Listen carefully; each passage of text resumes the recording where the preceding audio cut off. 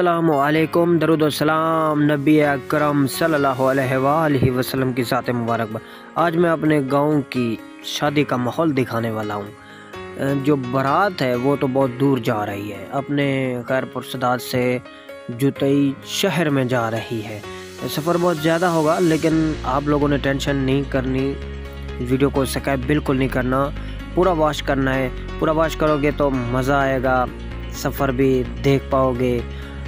सफ़र में क्या क्या आता है वो भी दिखाएंगे, लेकिन सफ़र बहुत ज़्यादा है, मुसलसल हम दिखाएंगे, शॉर्ट वीडियो करके दिखाएंगे। वीडियो के साथ जुड़े रहना है। वीडियो अच्छी लगे तो लाइक शेयर लाजमी करना है। नए चैनल पर अगर नए हैं तो चैनल को सब्सक्राइब लाजमी करना है। बहुत शुक्रिया।